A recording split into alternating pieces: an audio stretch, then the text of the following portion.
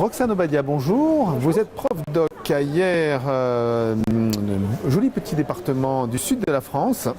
Et on va parler de réflexion sur l'espace classe. Et vous appelez ça variation spatiale. Alors c'est un projet d'établissement et vous venez nous expliquer à Ecritech de quoi il en retourne. Exactement, variation spatiale au pluriel, puisque dans mon collège, le collège Marcel Rivière à Hyères, nous avons expérimenté le réaménagement de 6 lieux. Donc moi je viens parler d'un lieu qui me concerne un peu plus, le centre de documentation et d'information, mais c'est vraiment un projet sur 6 lieux. Donc je vais tous les citer. On a la classe d'art plastique qui a été complètement réaménagée. Le hall du collège qui a été aménagé en espace d'art et de culture, c'est d'ailleurs le premier projet qui existe depuis longtemps et qui nous a tous un petit peu poussé à une réflexion. La salle de permanence a été rebaptisée salle d'études, a été réaménagée aussi. Un foyer des élèves a été créé. Et enfin un studio, radio et vidéo. Donc ça fait beaucoup de choses pour un seul établissement. Donc je suis seule aujourd'hui, mais pourtant il y avait ma principale tout à l'heure.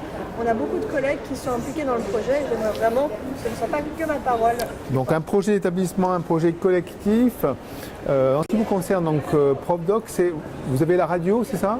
Radio, vidéo. Prof doc, c'est fini, il n'y a plus de documentation, on met de la radio et de la vidéo. Évidemment non, ça serait un peu réducteur, ce serait un peu facile. En fait on a la chance dans mon établissement, en CDI et sur un palier, il y avait une salle informatique en face et puis une salle qui était assez peu utilisée parce que trop petite pour les classes qu'on avait. Et j'ai proposé à ma principale de réaménager cette salle en studio radio et studio vidéo puisqu'on était plusieurs professeurs intéressés par ce projet. Elle a tout de suite accepté. Équiper cette salle, un fond vert, un studio radio avec 4 micros, une table de mixage et c'est parti. Et je ne suis pas la seule à m'en charger, m'en occuper. C'est une salle qui est ouverte pour les élèves et ouverte aussi en autonomie et c'est un des points forts de notre projet, c'est de laisser les élèves en autonomie dans certains de ces lieux. Alors évidemment ça nécessite des cadres, ça nécessite de l'apprentissage, mais c'est l'éducation à la responsabilité, à l'autonomie, à la créativité qu'on essaye de porter. D'accord, donc variation spatiale, ça a été fait depuis longtemps, c'est quoi, ça fait deux... Alors le hall espace d'art et de culture, le premier lieu aménagé, il existe depuis plus de 5 ans, 6 ou 7 ans. Et ensuite c'est sur 2 ans que ça s'est fait, sur le réaménagement de la salle d'art plastique qui a été ouverte pour la transformer en atelier de création. La salle d'études aussi. Donc ça fait 2 ans qu'on est dans cette réflexion et puis on avance doucement puisque ça nécessite de repenser les espaces. Alors c'est non seulement un réaménagement de l'existant, mais c'est aussi pendant un temps de classe, pendant 1 heure, la possibilité de bouger le mobilier modulable. Selon les travaux des élèves, eh bien, on enlève des chaises, on en remet, des tables, des fauteuils, on fait place nette, on ajoute un décor pour faire un JT culturel où on a besoin de décor. Voilà, donc c'est du mouvement, de la variation sur un long terme, mais aussi sur une seule heure. On peut tout changer. Alors ça nécessite bien entendu, j'imagine, des compétences externes, des architectes, des philosophes, beaucoup de moyens financiers pour repeindre les murs. Ça, évidemment, on a un établissement très riche. Alors, ça nécessite un peu d'investissement et ça, c'est une volonté de la chef d'établissement de débloquer des fonds de réserve. Ça nécessite des partenariats. On a un très beau partenariat avec la Villa Noailles, qui est un centre d'art et d'architecture et qui fait venir tous les ans des architectes professionnels qui travaillent sur des architectures éphémères avec nos élèves.